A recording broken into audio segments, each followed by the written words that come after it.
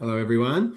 Welcome to another webinar. It's been a few over the last few months, so lovely to see everyone. And we'll get started in probably about a minute or so. We're just waiting for some people to come through. And how are you, Val? Good, thank you. Sun Mhm. shining outside, a brisk wintry day, but nevertheless, sun shining, Very so that's good. always good. Very good. Very good. I'm excited to talk about this new program. Yeah, absolutely.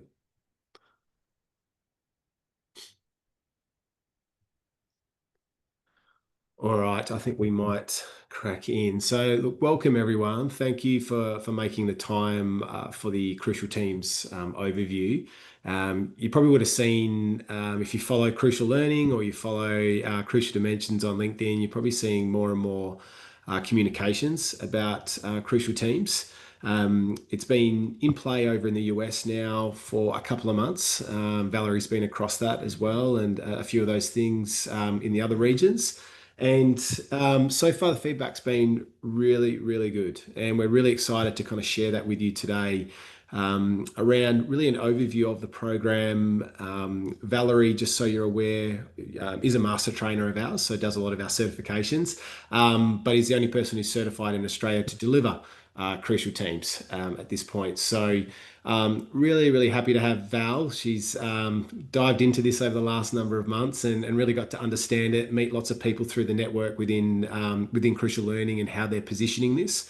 So what we're going to cover today is really just an overview of Crucial Teams and the integration of SDI as part of that. And we'll show you aspects of that in the platform as screenshots at this point.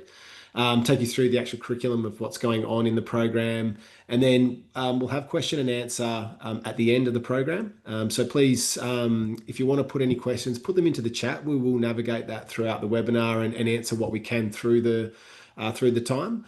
But we'll try and allow some time at the end where if you've got questions, put them in and Val can talk or myself freely about that. So look, really excited to be able to launch this into Australia officially now. And I'll hand over to Val. So thanks very much. Thanks, Josh. So today, in terms of what Josh was saying, we're looking at crucial teams, but the focus on elevating team performance. Now, in terms of where does this sit? Well, it sits with, yes, some of you already know these programs. Maybe you've listened to one of the audiobooks. Maybe you've been on one of the other webinars. Maybe you're even a trainer. And what we're going to be looking at is the Strengths Deployment Inventory, the SDI. How it could actually fit in with these is a question you might have.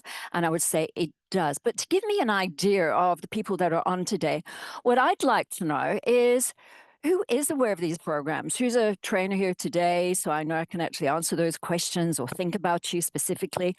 Who, as I say, has just been on a webinar previously. So if you wouldn't mind, just letting me know in chat.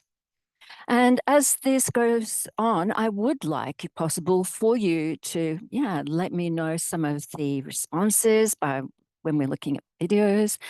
So yeah, has anybody actually been trained in any of these, or is a trainer? It'd be good to know. I'll just wait. Thanks. Thanks, Caroline. Hi. Recognize you. Yeah. So crucial conversations and crucial infos. Yeah, great to see you too, Caroline. Okay. Francis, yeah, you've been in the crucial conversations. Great. And in tomorrow's crucial influence. Wonderful. Crucial conversations. Also, Sam. Hi, Sam. Rachel, yeah, crucial conversation facilitator from Brisbane. Hey, great to have all the facilitators on today. Trainer, well, Ben, hi, nice to know you're here today as well. Crucial conversations, crucial accountability. New to all, Amanda, so that's great. This would be refreshing for you as well, and a participant in crucial influence. Thanks, Ben. So in terms of, as I say, we're going to look, as I said, really at crucial teams and the SDI. So as we look at those, let me just show you what I'm going to be going through. So yeah, I'm going to be looking at crucial teams itself, but why? We're going to be looking at what it teaches, but also how is this experience designed? Who's it for? And then I'll hand back to Josh to talk about next steps. So let's get into the first piece, which is why crucial teams. So I think in terms of for all of us, when we're actually thinking about teams, I think let's perhaps look at it from this perspective. So I'm going to ask you to watch this video, and you see it by the title there, the joy. Well, question mark. Yeah. Well, maybe not. Yeah, but yes, a bit sarcastic. Sure. So the joy of bringing people together.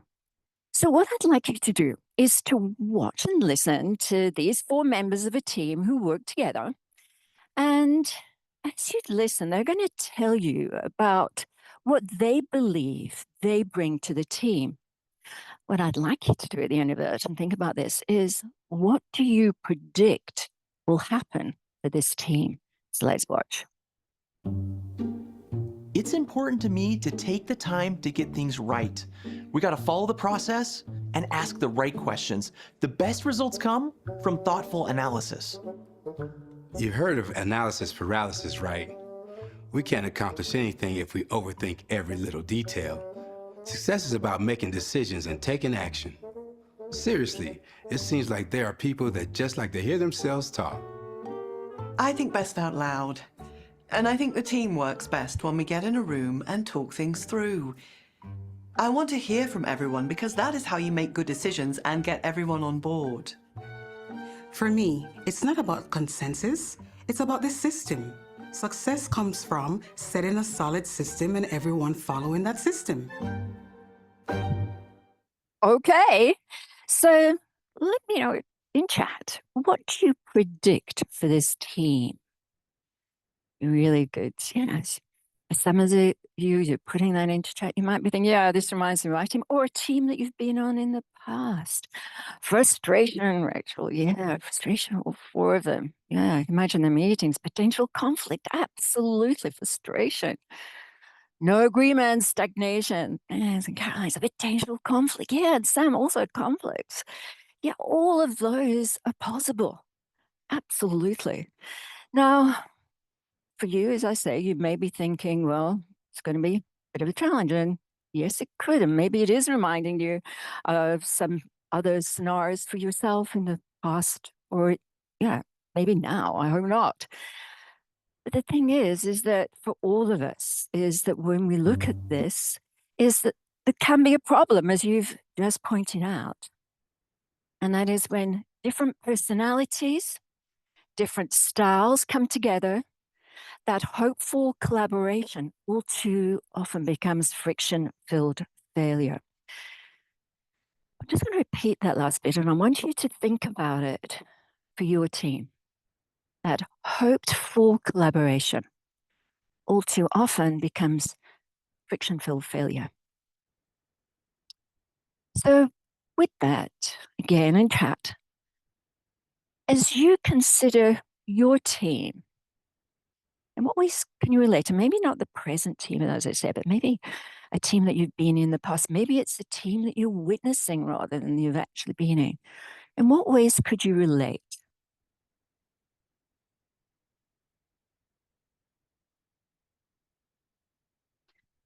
Just look in terms of chat, and thank you everybody for putting things into chat. It really makes it interactive. Not be smeared. Oh, that's great. Really love to hear from you. Actually, Amanda, your last comment would actually work well here. I had to go the wrong way. Yeah, Rachel, when a team is reforming, there's some misunderstanding can be really visible. Absolutely. Forming, reforming, yeah. And yeah, and the thing is, if it's visible for you on the team, it's visible for others too. The side conversations, absolutely. If it's in person or whether it's actually one of the channels, and there could be sub teams, absolutely, and Francis, that need to clearly communicate otherwise. Misunderstandings really become fractured, occur quickly too. And you're absolutely right. I mean, when that happens, trust definitely undermined. The lunchtime conversations, Paulie, yeah. Coffee as well. Yeah, your team is diverse and uses their strengths and weaknesses. That is great. That's music to my ears, Fiona. Yeah, Damien, old habits and processes can hold back progress and better collaboration. Yeah. Yeah, they bring that stuff to, yeah, even when it's new teams. So everybody, thanks for adding that to chat. Now, thing is you consider what you put there and you consider this next piece. It's also therefore, what would it mean? What would it mean if you could really dramatically improve the quality of the high impact relationships on your team? If they could improve, yeah, what would it look like? What would be different about the quality? Would it be that there was more trust? Would it be there is more communication? Would it be that we see people really, as you put there, they're really working through those old habits, Davian, and we're using those weaknesses you put there for, earlier, as well as not just the strengths? And absolutely, better and faster outcomes. And what are we talking today is elevating team performance. Absolutely. Again, Paul, yeah, greater outcomes with quality bonding. Wow. That almost makes, yeah, there's my, I was go. Raise, yeah, more cohesion, Amanda. Yeah, absolutely. And what if we could actually even have all of those things every day? And Sam, yeah, that faster decision making due to increased trust and mutual respect. Yeah, absolutely. And imagine if those things were around us as when you get off this webinar later today or tomorrow or next week, yeah, just how that would feel so different, how you would be seeing things differently. Now, what we're all talking about there and what we're talking about today as team, that means relationships. And when we're looking at that impact relationship on the team, it's also therefore to be aware that it's the relationships that predict the performance. I mean, you've already put there, so this is not new to you. I'm not teaching you something you don't already know. But what I am going to say is that Crucial Learning have done a lot of surveys. And this one that I've got on the screen there, yeah, it's over 1,000 people. It confirms that team performance is highly correlated with the strengths of the relationship of the team. And again, all the cohesion you've just spoken about, those faster outcomes, faster decisions that you've put into chat, yeah, it makes it healthier and stronger and more likely to perform well. Again, just reiterating all the things you already know. But what you might not know, and this is from another survey that Crucial Learning did, is that 50% of your success on a team, 50%, comes from 50% of, and using your words in chat, relationship cohesion. 50%. Now, think about where leaders yourselves are therefore spending money, putting your emphasis. Is it on increasing the team relationship to 50%? Now, in terms of that, if you're not, it could be that you're going to have perhaps more challenges. For those that, Caroline Bain, you probably already hear me say, and others, is that wherever this is a challenge, there is an opportunity. And so, looking at that possibility, when we look at high performing teams, from that survey, we know that high performing teams really have people on that team that feel understood, feel accepted, that they really get you. You're not just another colleague, they really get you. And also, to have that high performing team, they assume the best in others. They have a generous interest in really how the diversity, those strengths and weaknesses that you've pointed to, how that really relates. But a high performing team is also, they feel it's okay if I make a mistake. I'm not going to have recrimination. If I stuff up on something, I'm not going to get negative feedback. I'm not going to have, as you put it in chat, those lunchtime conversations or all of those other things that happen. No, it's okay.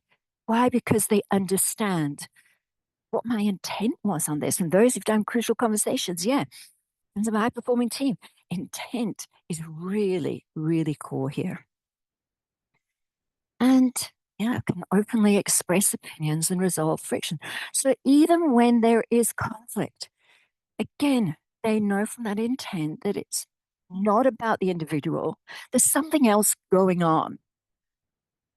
Now, while there are, and I'll just read from that slide, while there are several relationship measures that impact team performance, these areas here, these 4 dots, feeling understood, accepted, resolving interpersonal conflict, and really making sure that there isn't the negativity that comes back when things are not going smoothly, are highly statistically significant in predicting your team performance. So, if we're talking about elevating team performance today, it's making sure the understanding is that 50% of that performance, that high optimization, is coming from the focus of ensuring that 50% of that team is about the relationship. Now, if we think about that, then let me also talk about, well, where has this come from? What I've just been talking about then on that last slide, those 4 dots, about relationships, but it's about how I tick. It's about how you tick. What's important to me. And Helios Porter, that's a charcoal drawing over there, that this goes back about 70 years. He was at the University of Chicago, working with other psychologists. And yeah, at that time, there was a great drive around psychology, and they were all very much focusing on personality assessments. What are we doing wrong? Now, what Elias Porter did is that he interviewed thousands and thousands of people and across the globe. And as he was interviewing them and they were doing things that they shouldn't, he realized that the individual or even the team that were doing these things were not doing it from anything other than thinking they were doing the right thing. They would justify that by saying, but this is important to me. I really need to understand that why I'm doing this that you consider to be wrong is really what is driving me to make sure that we go in the right direction.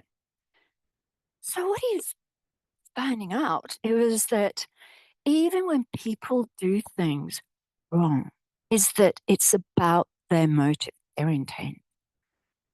Now, again, for those who've been on Crucial Conversations, how important is intent? But he noticed something different. The more he spoke to them, he recognized that that intent was about their self-worth. Think about that, their self-worth, where they got their satisfaction, where they got their fulfillment from coming into that team, coming into work every day. If they were doing something, it was being done because they felt it was really helping their self-worth. It's about motive, how they tick, and again, how we tick. And this is really brought together, and I just love this quote by Elias Porter.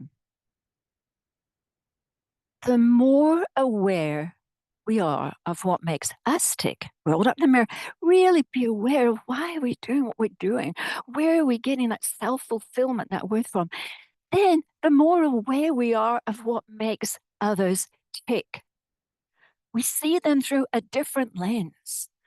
And therefore, the more aware we are of the impact that we make on each other's feelings. Because when we're feeling self-worth, fulfillment, satisfaction, those are feelings we experience. And therefore, the more empowered we become to control the outcomes of our relationship with others, the team. So there it is. He focused on motives. Now, when we're looking at motives, therefore, it's to think about when this team comes together. It is just a collection of personalities that are held together or torn apart by the relationship between them. Again, pretty straightforward. But when we look at this, it's really about being aware. It's about what's making them tick and how they're interacting together, how they can actually focus on really being sure that they can stick together even when conflict exists. Now, in terms of looking at that, then we know that we need to really pay more attention to the relationship piece. So for those that have attended this program already, and Josh has already said we've had some great feedback, this is a video about people who have attended the crucial teams and the outcomes that they can experience. And on the screen there is Ray Lane, and he's going to talk about what happens when we apply these skills, sharing that real life example of two teammates who were able to transform their relationship and change the dynamics of their entire team. And as I say, this is a real life situation. The insights from the SDI open us up to a new way of understanding ourselves and others. But it's what we do with this understanding that transforms our teams, our relationships, and our own lives. Each of you now have this opportunity for transformation. The question is, will you take it? That was the question facing two remarkable women. Tamara and Janet had worked together for several years in the high stress, high demand, high pressure world of global finance. On paper, they were the perfect pairing. They were the same age, similar educational and cultural backgrounds. They had similar MVS and conflict sequence. They'd grown up in the same city and even liked all the same kinds of food. You'd think they would be the best of friends, unless you were in the same room with them. A meeting with Tamara and Janet was like hiking a volcano. You knew you were in for some heat, but you'd hope they wouldn't explode while you were there. The toxicity of their relationship was permeating the entire team. So, imagine these two incredibly capable, passionate, and powerful women sitting where you are now, looking at their SDI results and being challenged to improve their relationship. Just a few hours into the day, their facilitator asked everyone to pair up with someone with whom they'd like to build or improve their relationship. Tamara stood up, looked across the room and pointed at Janet and said, "You and me, now." Ouch.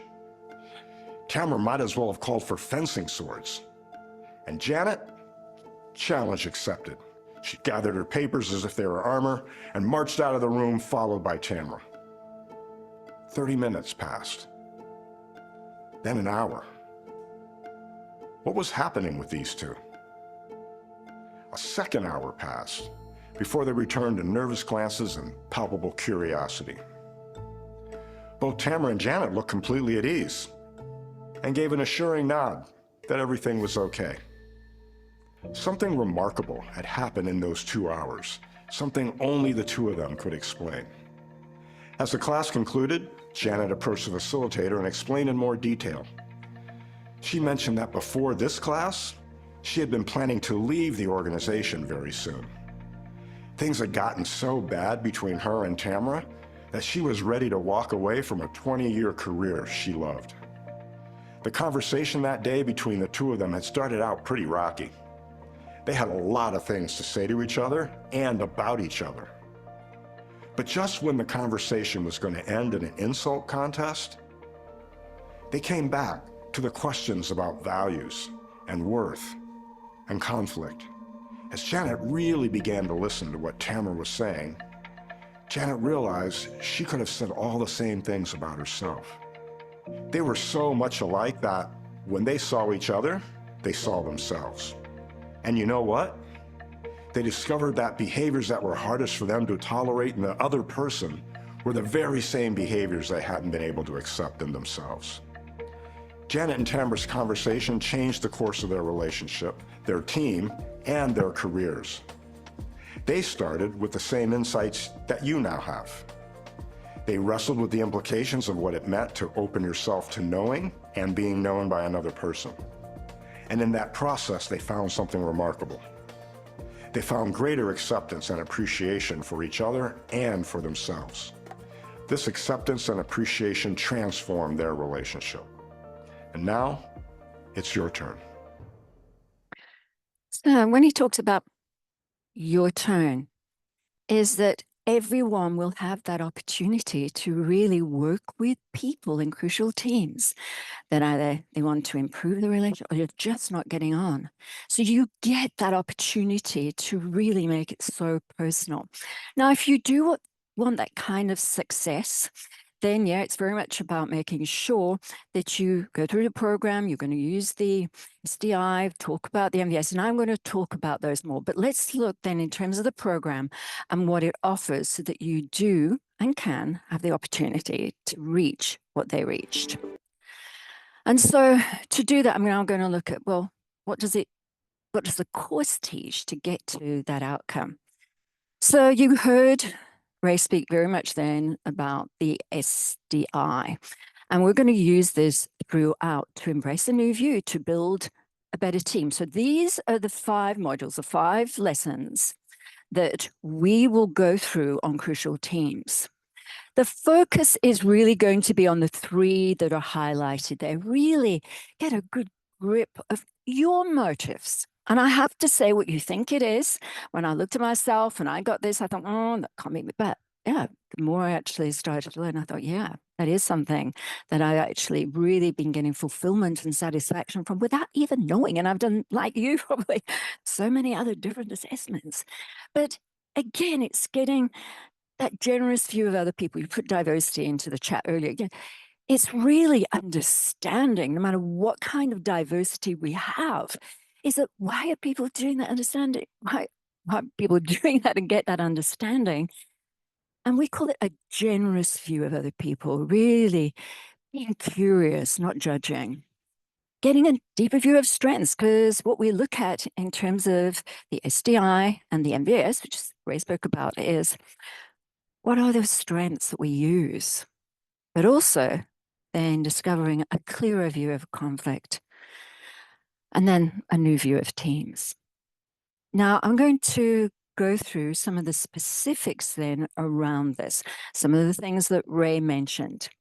So when we talk about the SDI, it is obligatory that when you come to crucial teams, that everybody gets onto the SDI platform and takes their assessment. The strength deployment inventory is what Elias Porter came up with, and the assessment he came up with is now on a platform to make it very easy for you to go through. And I'll show you just how easy it is to use that with other team members a little later. Now, as you go through that, you will then go through leveraging that. So I'm going to look at that first element there in learning objectives, leveraging that SDI to strengthen relationships and transform teams. You're going to get a clearer picture of not only what's driving you, but also at such a deep level, your core motives. And yeah, discover your teammates' motives as well, and how to speak to those motivations. And again, when I think of my own experience there, sometimes, during working with other team members, you can start to guess sometimes in terms of where they're coming from. It can also be wrong. So we really do need to look at that next piece, identifying the behaviors that are really going to help the team work effectively together. And unless you know where they're coming from, you might just be seeing this at surface level. You really get to know on crucial teams what is really driving them. And also to watch for behaviors that you tend to overdo and what might be sparking, therefore, conflict. Now, let's take a deeper dive. When you do the SDI, you're going to have 3 primary motives to look at. The motivational value system drives you to 3 primary motives. First is wanting to help others, so you're people focused, or achieve results, performance focused, or establishing order, process focused. Now, I'm going to say for all of us on today, let's just say that, we're all in the same role. Let's just say we're not in the roles that we are. Let's just say that we're project managers.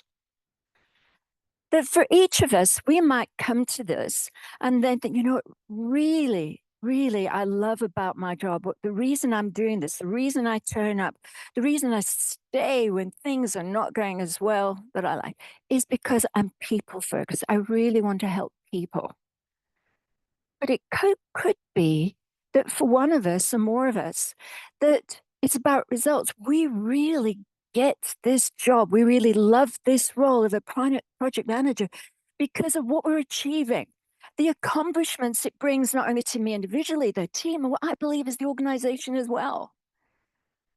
But it could also be that for me, you, as a project manager, I love what I do. I really love the methodology, the statistics. I love making sure that we have processes that we follow, policies to put in place, and we have spreadsheets to do this. So therefore, might be processed focused. So you haven't done the SEI assessment, but you'll have an idea. So I'd just like to know in chat, what do you think drives you? Is it people? Is it performance or is it process? I just really love to know that.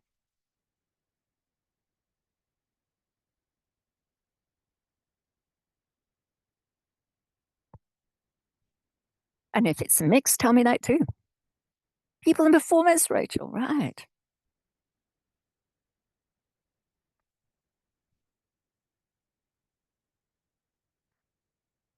Just wait for a few others. And just already let you know, here's a hub, which I'll tell you about in a little while. Again, Franz said, that some people, okay, it's with the same people, performance. Yeah, and Samuel goes, and all of them in different situations. Okay, well, in terms of that, could be, very much so. Paul, I guess you used to be performance supported by Bruce. Now you're shifting to people, feel like you're more balanced across these than ever before. That is great. Now, the thing is, as we look at this, there's no right and there's no wrong. There's no judgment placed whether you are specifically one or the other or a mix. All of them bring the best. And remember, it's our core motives that we're talking about here, not just how we interrelate with others, but it's our core motives, what drives us. Now, what Elias Porter also looked at was looking at our strengths in those areas. So in our strengths, you'll see, and pretty obvious really, that people are people focused, about caring, being helpful, modest, loyal, supportive, trusting, devoted. Now there are 28 strengths that you're now looking at as we go from blue to red to green to the hub. The hub is a mixture of blue, red, and green. So therefore you thought you were a mix. Yeah, maybe you are. Now the thing is that, again, there's no judgment, there's no right or wrong here, there's no better. It is what is important to us. And that also doesn't mean to say that, let's say, if you look at red, quick to act, ambitious, self-confident, commit, you've got forceful there. It doesn't mean to say that only red people are forceful. I mean, focused people are also forceful, but in a different way. People who are in process are green. They are forceful in a different way. And the same for those in the hub. A mixture of all of them is the hub. And again, I'm going to emphasize, some people think the hub is best. So I can tell you there is no better one here. They're all the same because it's about our core values, what drives us. Now, with that in mind, you said a blend. You could definitely be a blend. And when we look at that motivational value system, what we call the MVS, it could well be, and this person, by the way, and I'm going to say to you, I know this person is somebody at Crucial Learning. And I thought that they would have been performance focused, but they're not. I've worked 20 years with Crucial Learning and 14 years with the Crucial Dimensions. And this person has been involved the whole time. And I would never have thought that this person was 49% process. I would have said they're performance based. So what we think already may not be the case. And in terms of that, you will see there are different segments there, the people, the performance and process, but there are segments between them. What you're looking at right now is pure process. But if that person was between process and people, they would have been a mix of just those two with others at different levels. Could be between people and performance, or performance and process, or the hub in the middle uses all of them. Now, the thing is that when we look at this, is that I want to stress the MVS, the motivational value system, is part of your core personality. Again, I really need to emphasize this. What makes you tick?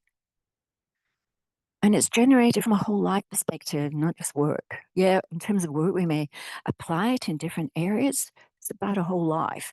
I will say, though, in terms of the SDI, you are asked to do this in terms of work because it's about crucial teams. And pretty much it's stable, therefore, over time. Now, with that, I want to tell you what it isn't. It is not predictive of your behavior. That is different. Your core emphasis and behavior are different. It is not indicative of your skill or effectiveness. It is not a value judgment. And again, no one is better. And it is not implying that you need to become someone else.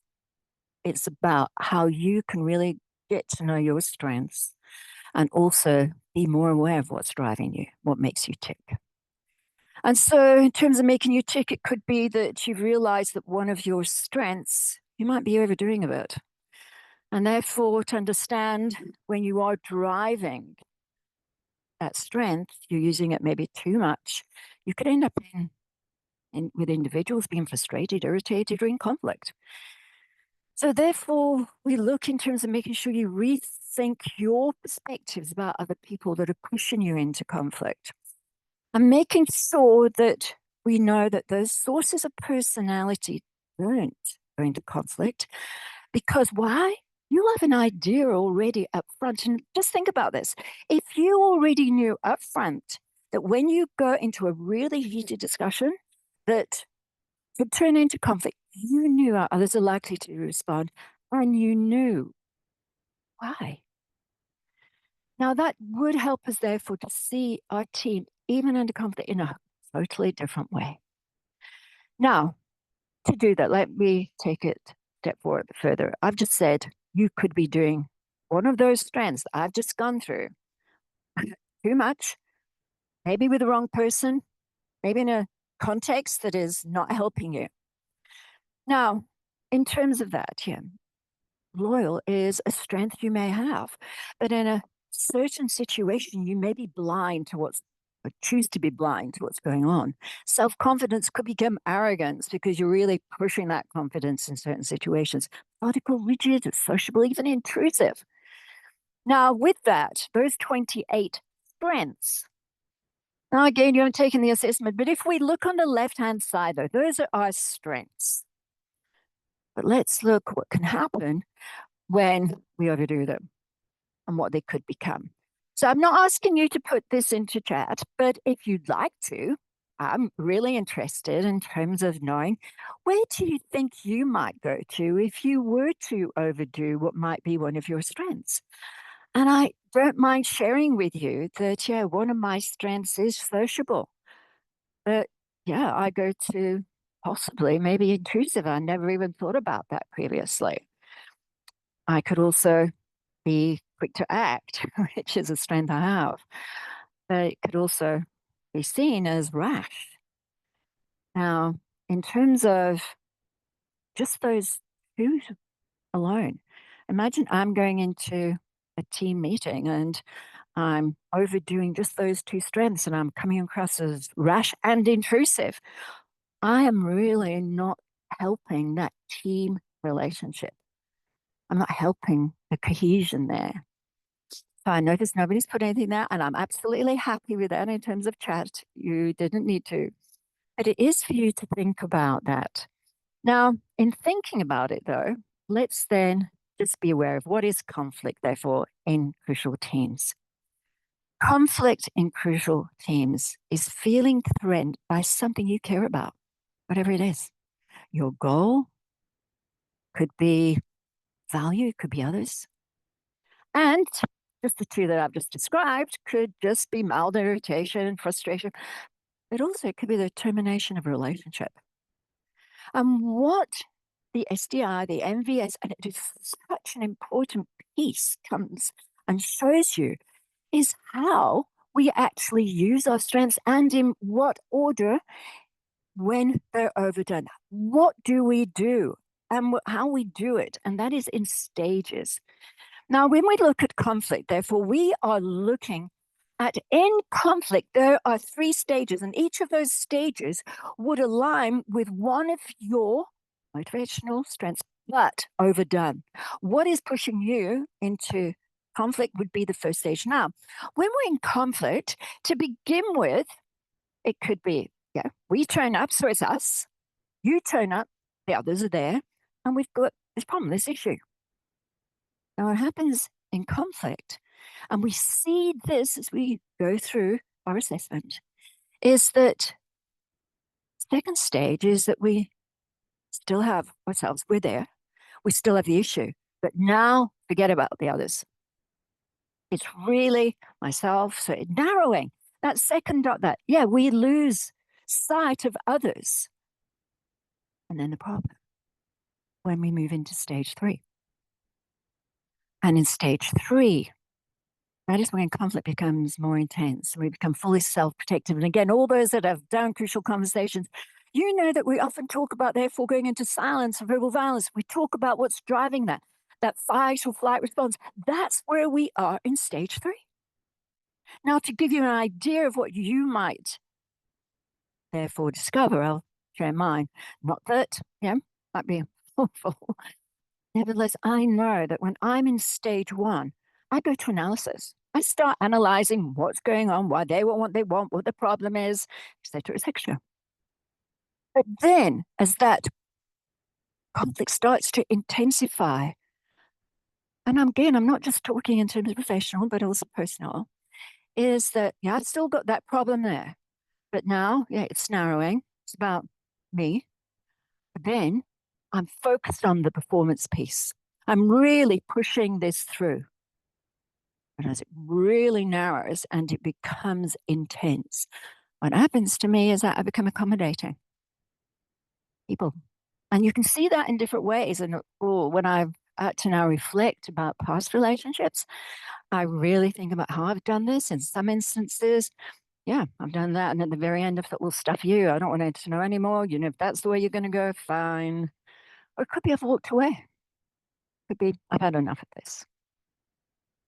Now, the thing is, it narrows.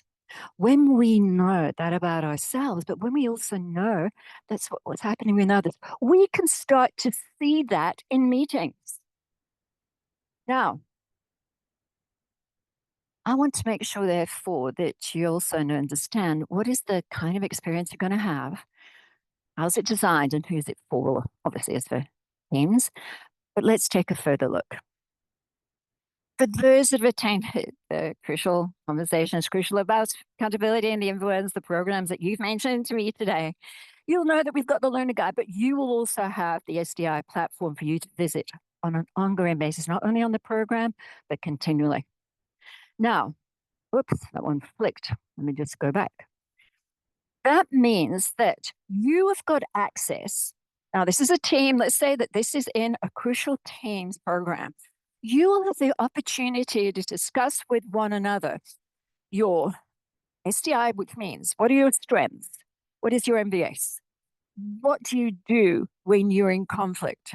You will have the opportunity. Now, you can see with the guy with the glasses, he's looking quite inquisitively at the person who's actually, I would say, talking there.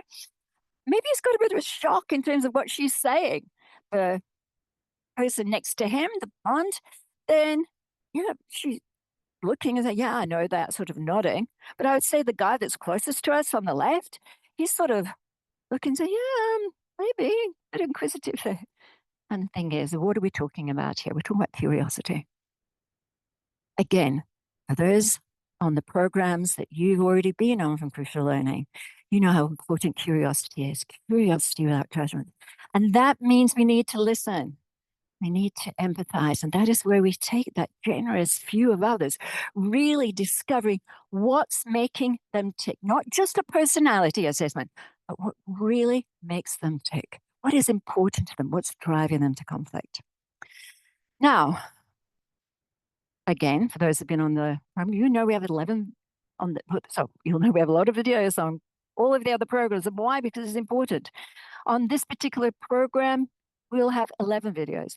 And again, for those who've attended the Crucial Learning programs, our videos are all about making sure that you really get the skill, what to do and what not to do. You sometimes have some humorous videos as well. And I'm going to show you one of those humorous videos looking at somebody you also might know from some of the other programs. And the person who's going to take us through this is Cheryl Roy. She's a master trainer in crucial teams. And she's going to show how this MVS can actually help us or hurt us.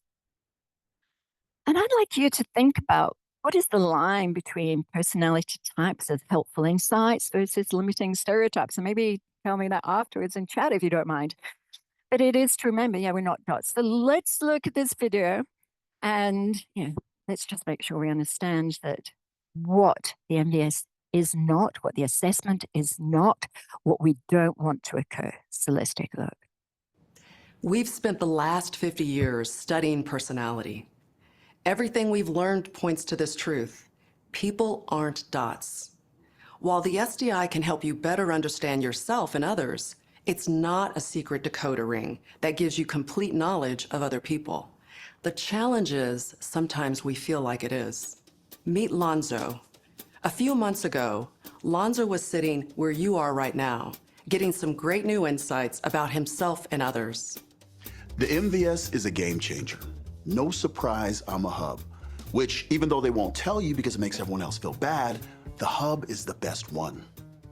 I'm a perfect blend of all three motives. Lonzo left the training with several insights he was eager to share with his teammates. Kathy, you don't know this about yourself, but you are a strong green MVS. And that's okay, don't feel bad. We really need you on this team to nag us and nag us and nag us about following every single step. Keep up the good work. Amy, thanks for being our superstar red MVS. I'm sure it gets old having everyone fear you because you're so controlling, but as hubs like me know, every team needs some balance and difference, so thanks for taking one for the team. Yeah. See, when it comes to people with a red MVS, you have to be careful. They can be very temperamental. I know because my mother-in-law's one. If you know what I mean. I've been a little surprised that my teammates aren't as excited to learn about themselves as I was. I guess it requires some emotional maturity to accept the truth about yourself. Even though they haven't taken the assessment, once you know how it works, it's pretty straightforward to see who's who, and then treat them accordingly. Oh, Robert, do you have a second? Oh, yeah, sure. Now, I know that you want to have a seat at the table to represent our people. Yeah. But this is a key business decision. A blue MVS like you would be useful after we make the decision, you know? Okay. Sort of like a little sugar coating to help with the bitter medicine. Thanks, buddy. Wait, what? While most of us won't make mistakes that are as obvious as Lonzo's, it can be tempting to turn the 7 MVS types into unhealthy stereotypes. Used well, the SDI develops understanding, respect, and connection with others. Used poorly, it can amplify negative judgments and cause conflict. Okay, so for those who've met Lonzo before, you can see he's now got a beard. Now, it's interesting in terms of watching that I know, and I've experienced many different assessments, I can actually recall a situation. And of course, there are many that actually, others that work with colors. And I remember this one team where this person was really wanting to push their way through. And they ended up with yellow, which in that instance, on that particular assessment, was about, domineerance. And at the end of this, instead of actually working closer together with the team, what happened is that it was an excuse for being dominant. More micromanaging. Mike is right. That is not what this is about. So I'm just interested if any of you had that kind of experience where actually once that somebody has taken the not the SDI, but any assessment, is that, it's just not used in the way that it was perhaps intended. I'll just wait to see if you put anything into chat. But it's really making sure that we use this to find out more about others, what makes them tick, that they find out about us, what makes us tick. Thanks, Francis, and thanks, Rachel. Use an excuse for their behavior. Absolutely. I've seen that too. And you're saying exactly the same, Rachel. A poor behavior and low EQ. And the thing is that, if you're not having the opportunity to keep using this afterwards in the right way, it's not going to work. And I'm going to say the one thing that you'll really find that is different is really how we've already thought that for some that could happen, like Lonzo. That isn't what we want. So we've put in place various steps to make sure. So let me talk you through more about what those are. So with that, we're going to make sure that you get that practical application. You've got the learner guide. You've got the SDI platform. What that means is that you can capture everything that you've always done in the learner guides that are about other people and yourself. It also means you have that platform where you can compare your NVS to others. Now, you just got 2 people on the screen there, but it could be 4, it could be 5. You really know what makes them tick. Where are they? It could also be that afterwards you want to make sure that you understand the reasons, and therefore you've got this for yourself to say, well, where do you go to? Identify your own strengths. What are you likely to use most? What are you likely to use least? And what are the bits in the middle?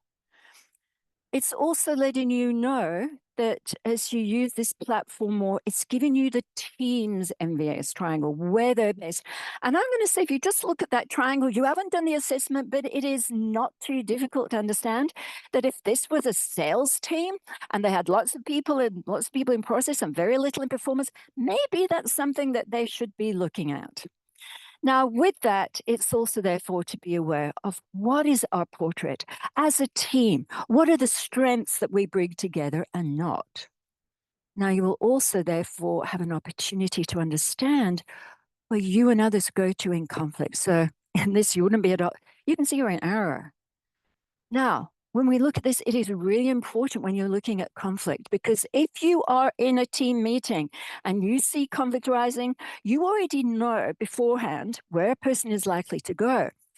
The longer the arrow, then it's really obvious that that person has just changed and they are using different core values to get what they want that's going to fulfill, give them satisfaction, make sure they're aligned to their motive. But what you can see on the screen here are just some very, very small little lines. That means that that person in your team hardly changes when they're in conflict. And that's why it's going to be really important to get that generous view of us that you really understand and ask the questions, well, you don't move very far when you're in conflict. How am I going to know that you're not happy with what is taking place, what we're discussing, or you're not happy with me? So that is a really important piece. What's also important, I think, is for you, is that, as Josh said right up front, is that this is a new program, but we've already had good feedback. And some of the feedback, and I'll just very quickly look at these, yeah, this training has been the talk of the office all day. And I can imagine if you were to do it and you've done the other programs, it can happen that, yeah, we want to get to know one another. We're curious. Some have said this is the most engaging business course you've taken. And yes, why are we telling you this is because we want you to know that even though it is a new program, people are really having good experiences. And some of you have already been on most of the programs that we offer. And that last one, therefore, might be aligned to you. Experienced all 5 of the crucial learning courses. And I believe this, the new therefore crucial teams, can really help with permanent team change. Now, there are other references and referrals which Josh can get to you if you want them. I just want you to know and be assured that the kind of experiences that others are having is really satisfactory. Now, when we come to that, we're going to now look at next steps. And in a few moments, I'm going to hand back to Josh to tell you about them. But I want you to think right now in terms of others really knew what made you tick, where you get your fulfillment, and you knew where others get their fulfillment, what made them tick. That alone could bring so much cohesion. So, what are you waiting for? With that, let me hand back to Josh. Thanks, Val. Incredible. I haven't been through that presentation, by the way. So Val's done, in terms of I've seen the slides, but in terms of, yeah, how you articulated it, Val, and what you've learned over the last couple of months is, yeah, really incredible. So really looking forward to, getting this moving within Australia. So following this, you'll get an email out. We're going to have the Crucial Teams ebook, which will be in that email. And also my details. If you want to reach out and you're curious to learn more, I know myself and Val would be happy to jump on a call and talk you through any questions you have got on that front. We're not talking about any commercials or anything on this call, guys. This is really just an introduction of the program. So if there's anything around that, please feel free to reach out to me on that front. One of the questions we have been asked already with people that we have shared with this just initially was, is there train the trainer options for this? There is, but not now.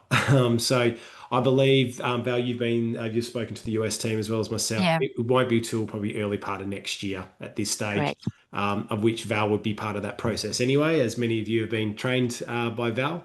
Probably one thing just to obviously consider as well for crucial teams and how the initial feedback we had from the US, what I've spoken to a couple of my counterparts over there is, this is, and you probably would see this is a really interesting program to enrich the existing work that you're doing around crucial conversations, accountability. So, and how you can further embed that into your program. So enriching that with an understanding of your teammates further than what you've got now to really kind of understand those conversations that do come up and using the skills that we teach in those other programs. But also for organizations that aren't doing anything with us, that might just be looking at ways that we can, further understand one another as teammates, build on those relationships that Val's talked about, and then how do we work towards, better outcomes through that knowledge and insight of one another. So we'd encourage you to look at it from that lens as well if you're not doing anything with those programs with us currently. So we're probably got about 2 or 3 minutes now. Is there any questions that anyone has from the program, from the webinar that Val's just gone through? Please just pop it in the chat.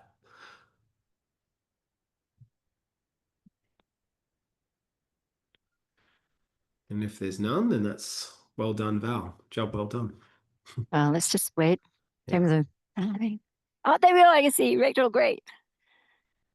Does someone's SDI change over time or with environments? Mm-hmm. Because we're actually talking about core strengths, our core value system, that it would take great trauma for those to change. And yeah, in different circumstances, you might be using different strengths, but our core remains the same. We might respond differently. Our behavior might be different, but it's very, very much stable. Our core is stable.